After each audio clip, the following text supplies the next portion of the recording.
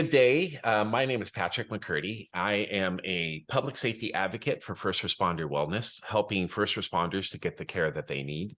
I'm a retired police officer, 32 years in law enforcement, and I have the honor today of hosting a discussion or facilitating. Sarah Correll, our great host, is the actual host, a discussion on the power of our story.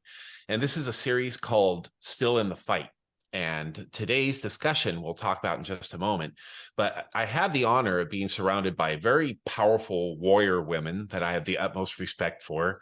So I'm going to try to hang in the conversation with these powerful people because I can't stand on common ground with them. They're a step above me. But we had a discussion coming into this, and if you have not yet joined our groups or our discussion, you miss out on some of the most important pieces that precede and that follow these discussions. So we invite you to come out and check it out. Today is an interesting thing. We were talking about how difficult it is in all of our individual workplaces because we have a conglomeration here of very caring people. We have some dispatchers, emergency dispatchers, professional counseling. We have people who have been nurses for a very long period of time, and a huge mix, but all very caring people. But everybody here, myself included, has no shortage of trauma with a T that they've experienced because of those professions serving others. And none of us, I think, realized that going into it. I think we all probably thought we were tougher than that and would withstand. But we've had some hard times. And so my question, after we did a critical incident debriefing for a police officer who was involved in a very difficult circumstance, sometimes the worst moment of their life, and we would come in to do a debriefing and support them. And after this very difficult, heavy conversation about this difficult time, experience, or period in their life, one of the counselors that I worked with used to ask this question, and I have the utmost respect for him. So I'm trying to emulate what he did. And he would say, during this difficult time, what kept your ship afloat? In other words, how did you persevere? What was it that gave you the strength to go through it? Were there habits or mannerisms, or were there belief systems? Was it something you were taught or learned? Was it drinking, alcohol, or drugs? Relationships, good or bad coping mechanisms? And so I would like to take that in context. So I want you to think about some of those difficult things you've been through, but not focus on that. And then I'm going to bounce to you and ask you what it is that kept you afloat during those times. And then, of course, the conclusion of this conversation is going to be, are you able to use that skill in the future? Because we all know that we haven't finished all the difficulties in our life. So that was a long explanation. Normally, I prefer a short question, but I want to give it context. And so because she's laughing at me, I'm going to call first Michelle and ask your opinion on that. Of course you are. First off, happy St. Patty's Day to everybody. I got my green on. I think that's, man, Patrick, I love your questions because I feel like I have a very definitive time in my life where I have a before and after. And I have before the incident and after the incident because my life has changed so drastically. When I look back at what keeps me afloat before, it was an addiction to people. If I worked a hard call and, I worked in a small town where I knew most of the people, I wouldn't go home and deal with it. I wouldn't allow myself the time to decompress or process through. I would go find another friend who was always law enforcement, who needed help. And I say friend with like quotations around it because when you're overly giving in an unhealthy manner, those people who like to take advantage, they tend to find you. So I always had people around me who needed help solving some problem in their life. So I would just pile it on. And that was not a healthy way of doing things. And I have drastically changed since then with a lot of support here and in my personal life. So now what keeps me afloat is truly my family. And I have, for the first time, been involved in a healthy relationship with my now fiance. I have my biological daughter, I have my two soon-to-be stepchildren. But even like before them, I had my daughter when I hit my darkest moments, and coming home to her was just having her hugs. I knew like she was loving me no matter what shape I was in, like that 2-year-old giving you a hug, like there was no judgment there. And I've acknowledged this many times with my therapist, but if it wasn't for my daughter, I don't know that I'd still be here today.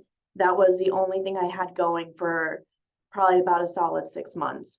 And now that's grown into my family, and I feel like I've got genuine friends around, through the power of our story and in my personal life.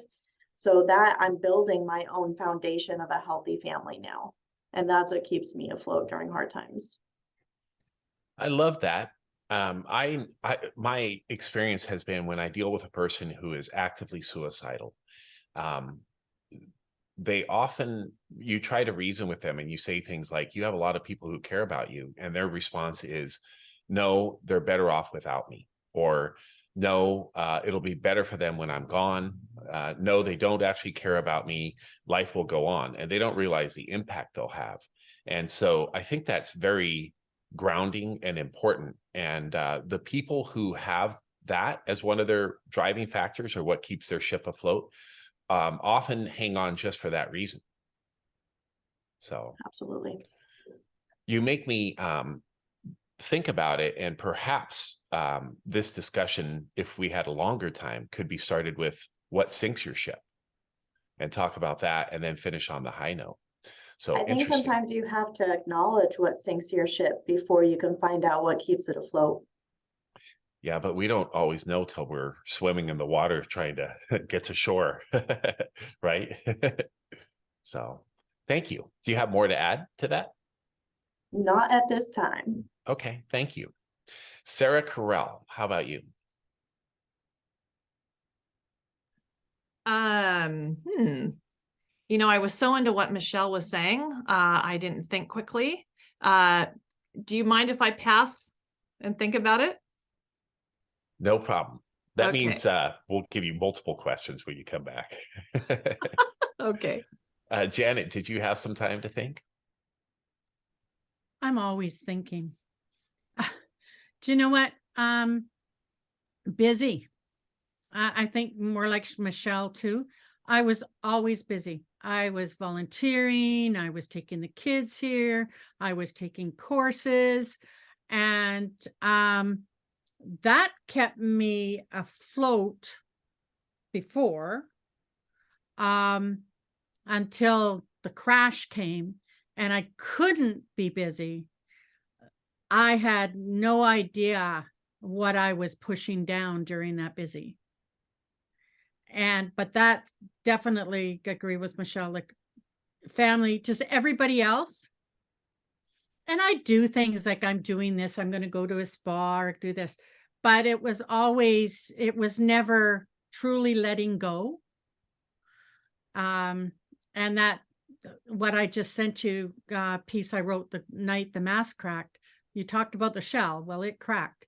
And after that, I didn't keep quite as busy because I couldn't.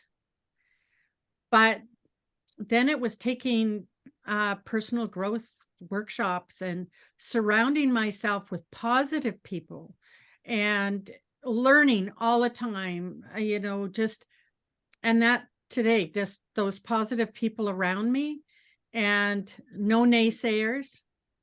And it's amazing when you make that decision, because I had one person in my life that was always, negative.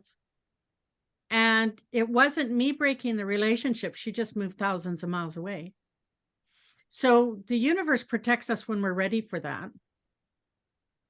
And, but yeah, I didn't know. And now it's still that support system, because I recognize the triggers that still happen even after you've done your work.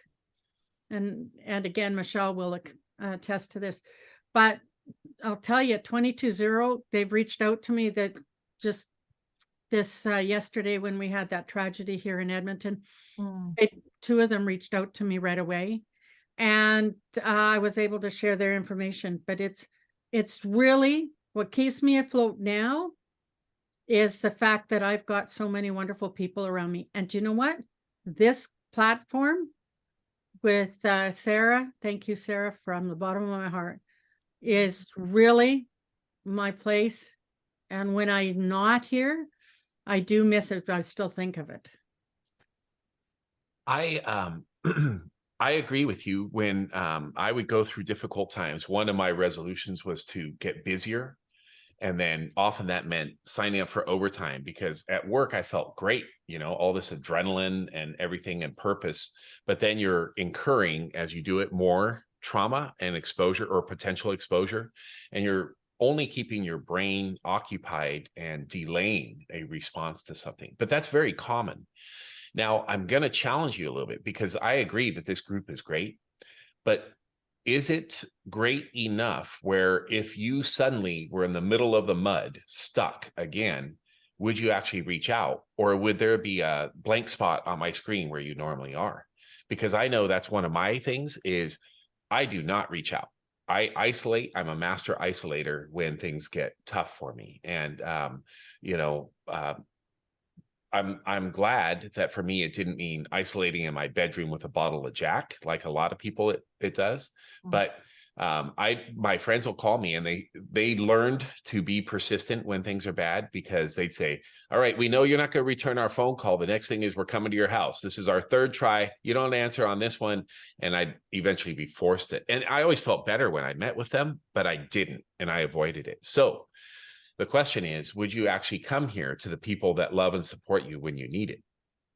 I definitely let them know, and I'm sure you can attest to, from my posts. I'm very open and transparent.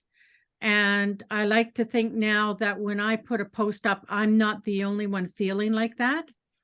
And part of this is this group, the sharing of the stories, that it's a safe place for me now to share whatever. And I think no judgment on me. I'm not judging myself anymore. It needs to come out and it needs to be said, because if I'm feeling this way, I'm not the only one. And I do reach out. Like I, have talked to so many from this group in just reaching out, and 22-0 and Natalie with her love notes, it's the community that really keeps that darkness away and change it. I want to say, how do I say that? I want to say transfers it, but that's not the word. Transmutes it to the light. It takes that dark and helps transmute it to realize that we really do have a mission and a purpose here, that we've been through this, and sometimes that comes back, but sometimes that's a reminder, hey, there's still work to be done. Yeah. And that's how I feel. I appreciate that. And I would like to say, I think I will get strong agreement from Baya, who has her hand up, and I was going to question next. I think one important thing too is, if we come to a group like this, I think it's important. I think it's better in person, obviously, because if there are things left unsaid, or if we feel that perhaps we unsettled things and they're going to sit with you for a while, we can follow up on that. But you can't always tell on a video screen. And so I would say that one of the most important pieces too may be the group or the tribe that you have, but it may also be a professional, a counselor or therapist or something like that. And again, when we are in the thick of it, people like us tend not to reach out to them. So I would just say, if somebody comes to the group, you're always welcome to do that. But my concern is you leaving the conversation with these negative thoughts still swirling because of the conversation that might stir it up. And so we had a little chat with Aaron last week about that, and called him out on some stuff. So anyway, that's my thought. Baya, chime in, because you're the perfect one to follow this. Thank you.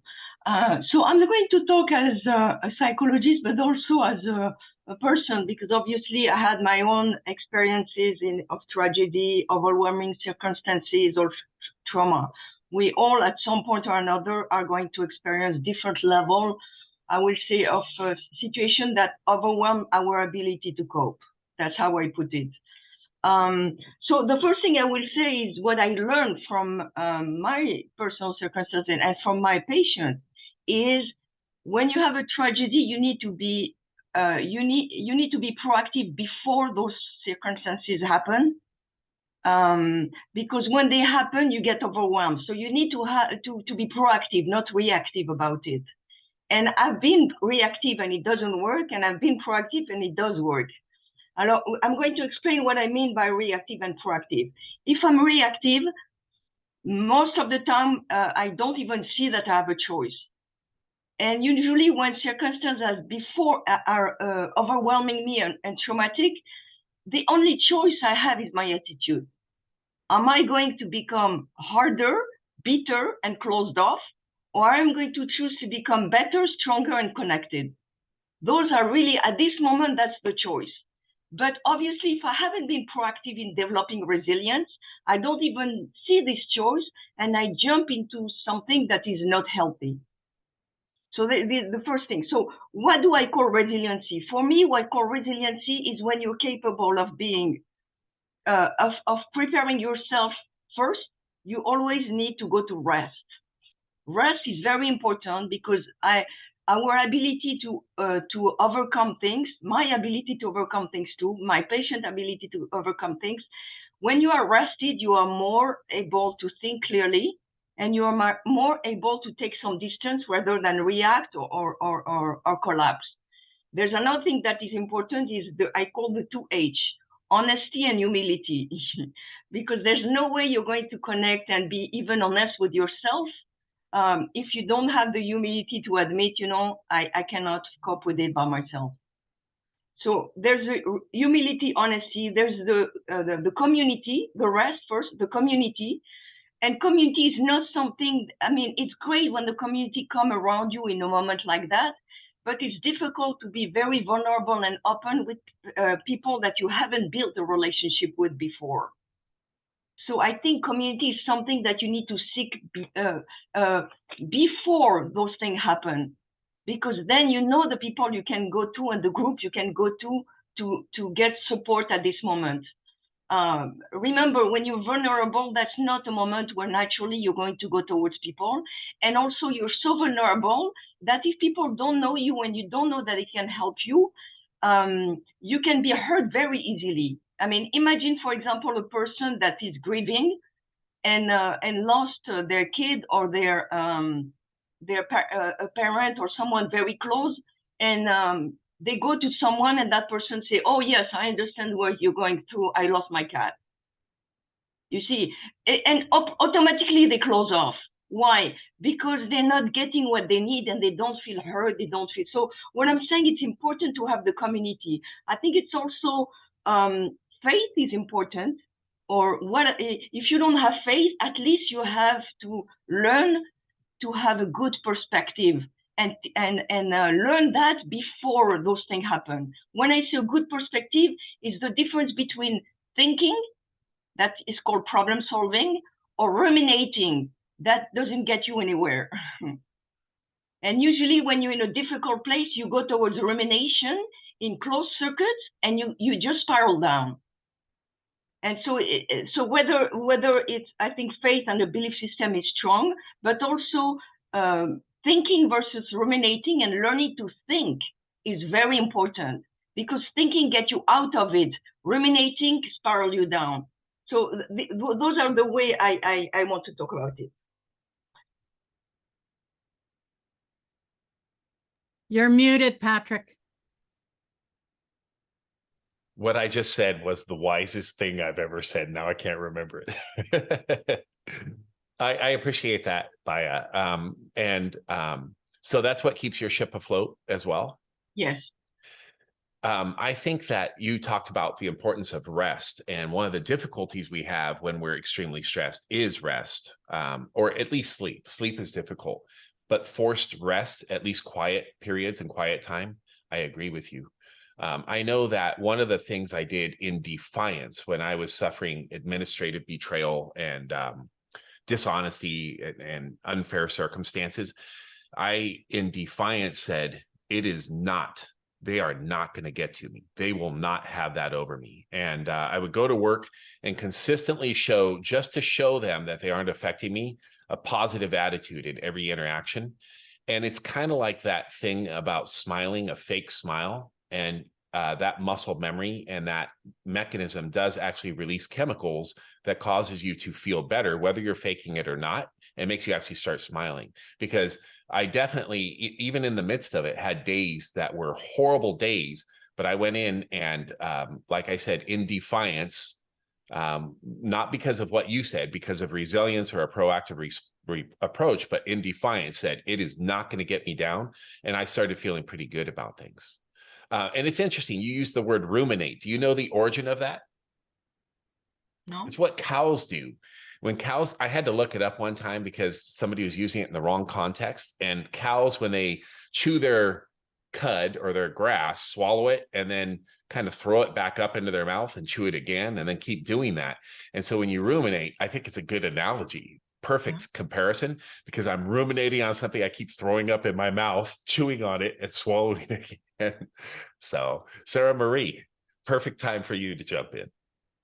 Oh, sure. Hopefully I can follow that up.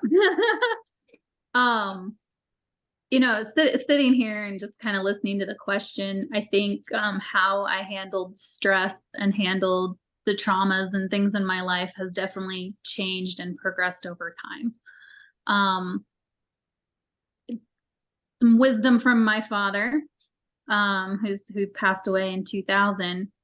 But something that's always stuck with me is he said, you're never done learning and growing until you're dead and cold in the ground. And that saying, you can't teach an old dog new tricks. Well, that's not true either. And so I would definitely say, from childhood into, early adulthood, terrible, terrible coping skills. Did not handle the stress and trauma that I had gone through very well, like at all. Definitely became a workaholic because that's where I could seek validation and really thrive because I couldn't at home in my marriage. And then just other, behaviors that I used to cope with my personal life. When I was home and when I had to be home, I needed, coping mechanisms in order to handle the home situation. And so as we're sitting here, and I'm realizing kind of the progress that I've made over decades, one of the things I do now is teach self-defense. And so I approach self-defense from a more emotional, psychological place. I think traditionally it was taught as a very tactical thing, because it started off in military and law enforcement. And as that has grown, really understanding the value of the psychological of the fight. And a lot of self-defense classes, it's changing, but we're really taught from the perspective of something's already happened. There wasn't any preventative. The situational awareness and how do we prevent it from even getting to that point, because we realize through lots of studies, there's a lot of cues, leakage, that kind of stuff. And it's the same thing in our emotional and mental health. There's a lot of cues, a lot of leakage that if we're listening to our body and taking the time to just sit quietly and really scan and analyze that, we can pick up on, okay, I'm starting to feel this way. I'm starting to notice these things. And so I train with Tony Blauer. I'm going to try to do it justice because I really want to share it, because part of what also inspires me, I don't know how many people have read The Body Keeps the Score. Thank you, Michelle. And there is a quote that I use from Bessel van der Kolk about the best way to teach The best way to help the body overcome trauma is to help it reteach itself to protect itself. I'm very paraphrasing there, but and I really see self-defense as a healing modality. And so just some tidbits that I want to share from my training with Tony. One of the first quotes is, "If you're not afraid, you're not brave." So there can be no bravery without fear. And so understanding that the things that we go through really do affect us, and we can have a lot of fear, but there's also bravery in that. You know, that's how we find that bravery. We overcome and we understand our fears. And so the other thing, so what I was kind of holding up, this is called the cycle of behavior. I don't know if you guys can see that. I'm going to attempt to go through it, but it really talks about going through what's called a fear loop, right? And so it starts with the scenario. And then we talk about how our motivations, so what motivates us, our belief, our self-talk, that kind of stuff, sets us up for what we expect in life, what our expectations are of our day-to-day situation. And then some sudden stimulus may come into our life and trigger us, right? And so now we have two choices. We can go into a fear loop and let all of that negative self-talk and everything kind of happen, or we can choose to not let that affect us. And I'd say 99% of the time, we all go into a fear loop. It's pretty instant. It's our own body's natural way of protecting ourselves, and we have to talk ourselves through that. One of the things that he talks about is there's the 3 fights. I had it bookmarked. Where'd it go? There's the 3 fights. There's you versus you. There's you versus the bad guy, or in this scenario, we could say the environment, right? Your environment, the things around you can't control. And then there's you versus the system. In self-defense, it's, you know, how you use your moves. But I think in this scenario, in this situation, you versus the system is you versus your coping skills. Sometimes when I know when I try to implement some of my coping skills, I almost have to fight against them. Like it doesn't seem like it's the right time, or I have to find the right coping skill for the situation that I'm in before it works effectively and I can pull myself out of that fear loop. And so the 3 golden rules to help pull yourself out of that fear loop is 1, acceptance of what is happening. 2, get challenged. So start challenging yourself, challenging your thinking. And that can go back to CBT therapy, right? That cognitive behavioral therapy. Challenge yourself, challenge your mindset and what you're thinking. And then once you've gotten challenged, you can create your goals, your actions, and reach your result. And so that's definitely been very helpful for me. I will share, there was a few days ago. Whoops. Hold on. Sorry. I was getting a call. I'm on my phone. Can you guys still hear me? Yes. Okay. I will share that there was a couple of days ago where I was in a really, really, really dark place. It was pretty bad. I hadn't been there in a really long time. And I would say, I was making a plan. And the thing that first pulled me out of it, because I think there's kind of stages to it. There's the things that we try to be proactive about, and we put those proactive plans in place. But when you're in the thick of it, there's those little threads that have to pull you to that higher cognitive function. And it's the same thing with like self-defense, right? Somebody could jump you, ambush you, and you have to get back control of those thoughts because your amygdala and your fight or flight kick in. And I was definitely in a place where I was like running on high fight or flight mode. And so the initial thing that popped into my head, because my kids were going to be out of town, they're going out of town with their dad for spring break. So the first thing that popped into my mind that really pulled me out of it was, what am I going to do with the dogs? I don't have anybody to watch the dogs, right?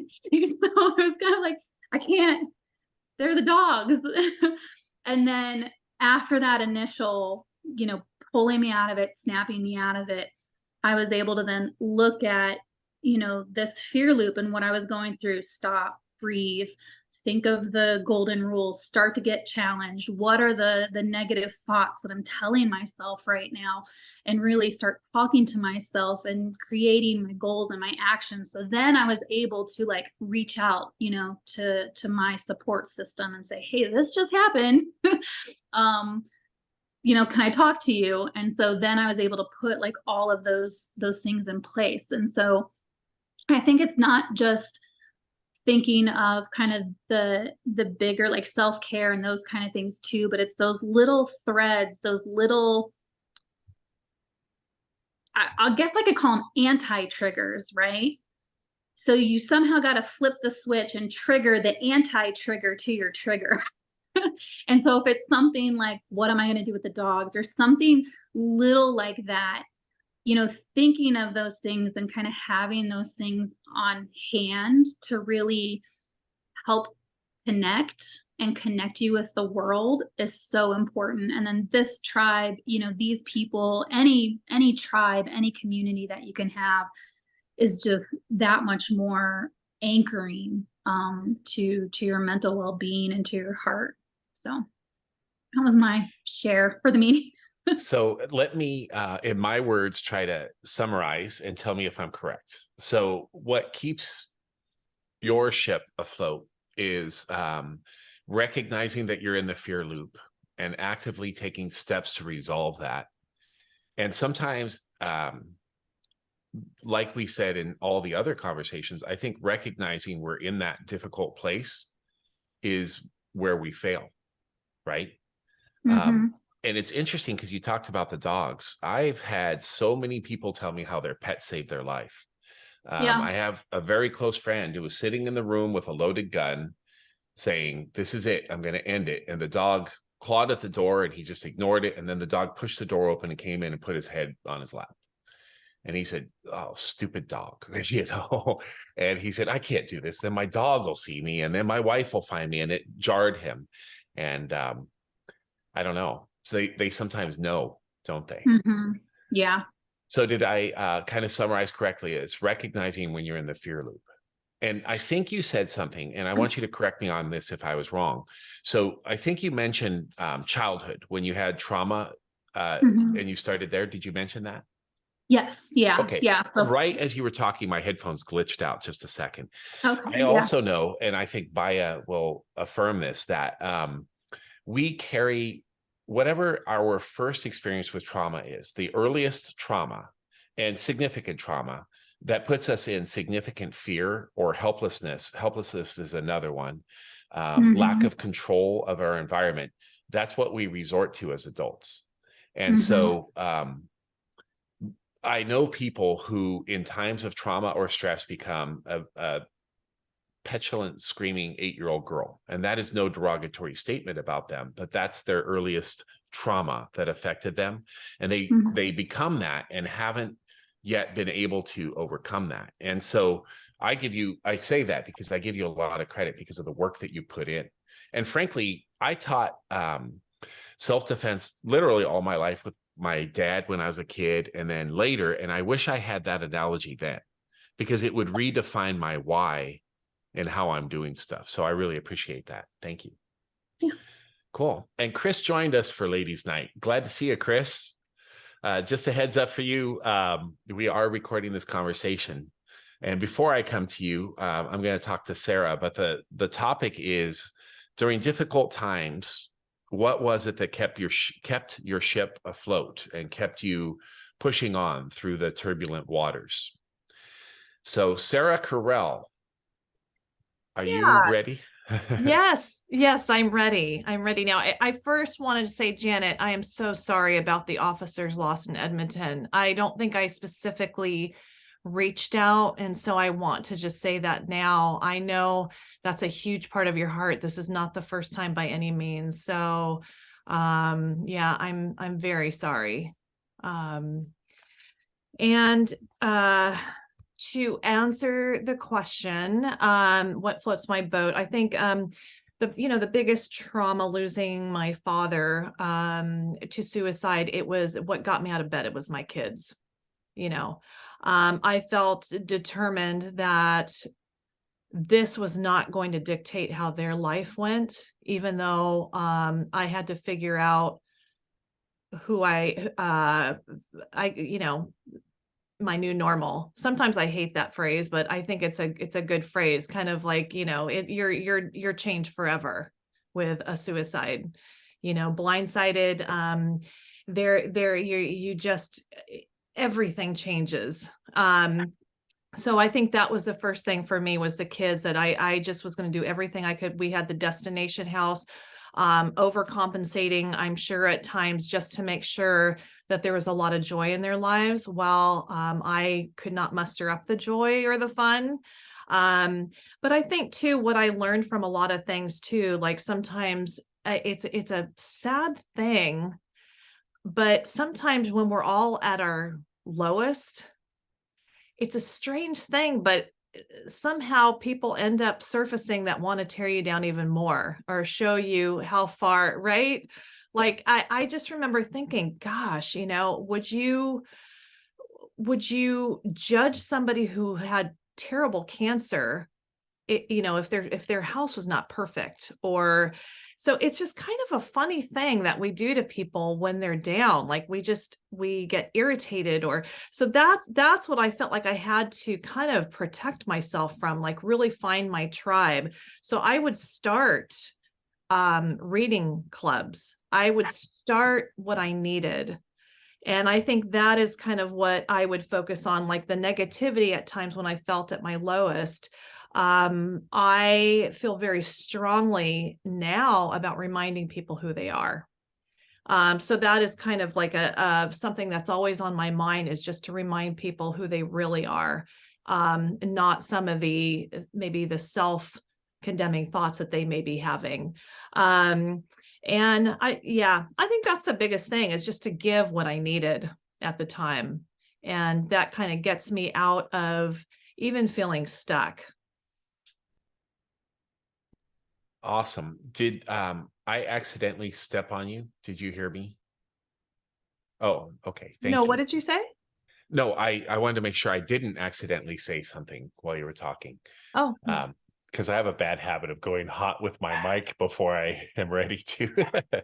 I appreciate that. So you are talking a lot about what Baya was saying about building a network and resources before that type of thing comes up. But it also sounds like you overlapped with what Janet was saying with busyness. So sometimes during difficult times, you become busy building those networks and establishing friendships. Is that right? yeah, I definitely think we heal in community. That is second nature to me now. And, learning from all that. So yes, definitely network, definitely community. Oh, Great. and faith. Oh my gosh. That was the biggest anchor. Honestly, that was the biggest anchor that kept my sanity. Yeah. Don't want to forget to say that. Yes. Well, faith, we use that as a general term. And so you're talking about your spiritual faith, or? It was, yes, just to remember who is really in control. No matter how awful that was, that there is a loving creator that understands everything so much more deeply than I can see. That was huge to me. And so kind of having that foundation, not saying that it was easy by any stretch of the imagination, but that is what I could at least build on, some kind of security that, even though it doesn't make sense to me, that this situation is in the hands of the most loving presence in the universe, the creator. That helped me. That helped me. Beautifully said. That was very beautiful, and with conviction. Lisa, how about you?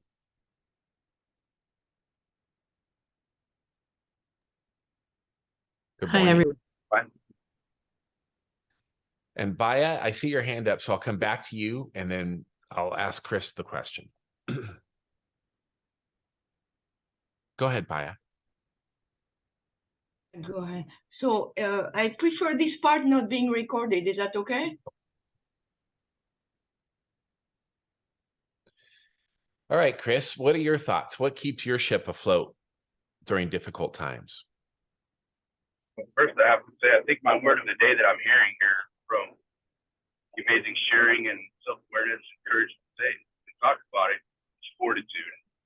There's a tremendous amount of fortitude being put forward, and that is a huge, huge thing. Don't think that's any small things, because that takes a lot of determination and taking the fights, whatever you're fighting. Sometimes on the defense, sometimes on the offense. Just kind of where I'll go with that. I play a weird little game that I've made up. It's called I Win. I'm always in the fight for me, and that doesn't mean that I'm always tense and ready to go. But in that mind, art of war, if you will, I know something's always attacking me, whether spiritually it's the devil, or there's institutional or betrayal, or any of the unfair things that goes on in our lives. It could be friends, it could be family. So I'm always ready for that. But I very much hold on to what you said earlier, Pat, about putting on that smile. I made that deliberate decision to smile, which helps automatically put me in a better place. And in that weird game that I've made up about I win, if I let somebody get me outside of my happiness, if I let somebody get me outside of me, they've taken control of something that I like to have control over, and that's my emotions, and therefore they win in that moment. Now, all that being said, I'm not on some high horse thinking that nobody can beat me, because I don't care if you're the best fighter in the world. Mike Tyson even got knocked out a couple times. I understand that I might get sucker punched on the chin. I might not be necessarily ready for something, and something's going to get me and I get knocked back down. But going back to what we talked about last week, I'm always leading forward. And so when I get knocked down forward. And I'm going to get back up and I'm going to crawl, still moving forward. And in the darkest spots of whatever I might be dealing with, and it might not happen in the moment, I might not have the strength in the exact moment to do it, but I try to take a moment, make a deliberate decision of whatever spot that I'm in, thinking, what's the positive that's going to come from this? Or what is there a positive in the immediate moment? At least for me, every dark thing that I've gone through, if I look backwards, I'm glad that it happened, because something fantastic has come of it. And somebody said something about perspective. And I can think of, even in my worst spots that I've been, there's other experiences in my life where I've been around people, whether it be overseas or people around me who have been through so much darker or live day to day in a much worse place than I live. So it gives me that perspective. I'm like, wow, well, at least I'm not that. So it gives me at least the hope, which gives me a little bit of strength and courage to keep pushing forward to fight it. And I'm going to choose to be happy, because if I let somebody else choose it for me, they win. And I'll be damned if I let anybody in this world ever beat me for a long period of time. You might get me in the moment, but in that long game, you'll win we might win a little battle here or there, but I swear to you, I will always win that war. And a lot of it's because of fantastic people like you that help reinforce those things. That's really all I've got. You guys are all, the strength that you guys show is another thing that just feeds me. You know, the football players, after a good run or a good catch, are like, keep feeding me. What you guys share every stinking week, and your courage to show up just feeds me, and I love it. Hoorah. It sounds like we're in the football locker room ready to go out and play a game against our rivals. But that's it. We've always got a rival, right? We've always got a rival. Yeah. Yeah. And I have to say, I mean, of course, that resonates with me. Man, that never cave, never give up attitude is important. And if we can tap into that, man, that definitely pulls us through. I also think that we are prepared for what lies ahead of us sometimes. Sometimes we go through something that we think is difficult and then later have a similar circumstance that's much harder, but we can draw from the previous circumstance. And I think that these things just build.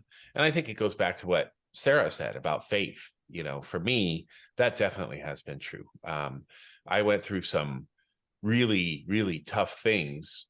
And then when I survived them, I thought it was done. But later I found they were preparing me for harder things. But I could say, you know, what are you going to threaten me with? Or what do you have? Bring it on, because I've been through worse, or I've been through this. So I appreciate that. You know, these conversations are almost like mental reps of mock scenes, right? We don't have to go through it, but every mental rep and every conversation we have is another rep. I might not be drawing from my experience, but I might be drawn from my fight from somebody else's experience who shared on here. Yeah. I think that definitely in a emotional or surviving perspective works. I know when I was the sergeant of the counterterrorism team, I'd been to so many classes and training that I could sometimes draw from that. One time we had a guy, a bomb that showed up, and there was a construction team right there. Not because it was my idea, because somebody mentioned it previously. I called the sand truck and had them pull up next to it to shield it, so that if it went off, we had this massive barrier with density that would protect the people, because there was a large crowd at a stadium right there. And that was not my idea. And everybody was saying, that was a great idea. Where'd you get that from? I just said, I stole it from somebody else. So unabashedly steal ideas, especially from this wise group. Baya. Yeah, so I have a story, if you don't mind. You're muted. Oh, sorry. Can't hear you. I am muted? Oh, okay. Let me see. Do you I hear me? you. You don't hear her, Oh. Patrick? No, I headphone hear issue. her. Sorry, go ahead, Baya. That was me, not you. I'm sorry. Okay, do you hear me or no? I do now. I apologize. So I have a little story that I want to share that really helped me when I was it was told to me at a moment where I was really struggling. And I use it a lot with my patient, because I think it's always gives perspective, but in a gentle way. It's like the story of this person that was carrying, you know, those people that bring water in the village in Africa. So it was a person that was carrying with this big bar behind their back, 2 buckets of water. And so what he was doing, his job was the whole day to bring buckets of water in the village for people in the village to have the water. But he had 1 bucket that was full of water and 1 bucket that was leaking. And so he was going back and forth. And each time he was doing this road from the well to the village, he had one of the bucket that was leaking was complaining to God. And this bucket was saying, God, that is so not fair. Why did you make me leaking? Why am I not like everybody else? Look at this other bucket. He brings his full amount of water to the village. You made him perfect, and I have to be, you know, this broken bucket, and that's not fair. And I don't want to be broken. I don't want to be this. Anyway, back and forth and back and forth. And at some point, God decided to respond to this bucket, and he said, "Okay, what do you know why I make a bucket in this way and another bucket in that way? What do you know about how I want to use each bucket?" And he said, "Look at this bucket. Okay, it brings the full amount of water to the village, fine. Okay, so let me ask you a question now. What do you see on the road on the side of that bucket?" And he said, "Dirt." And then what do you say again? Dirt. And what else? Dirt. And what else? Dirt. Oh, okay. So let's look at the road on the side, on your side. What do you see on the road? He said, "Oh, I see flowers. What else? Grass. What else? Trees. What else?" He said, "So how is it a problem for you if I decide to use 1 bucket to bring water to people and another bucket to bring some water, partly water, and also to bring beauty around in this world?" Beautiful. So if we allow ourselves to leak around others, it will be bountiful and we will grow a beautiful harvest. Is that what you said? Well, I think I want each person to interpret it the way they want to interpret it. I appreciate it. Thank you. Well, how are you guys feeling? Are there any thoughts that you had or comments you would like to add? I think that Baya's story was a good place to end. Okay. Well, everybody go grow flowers on your side of the road and don't worry about what the other people are doing.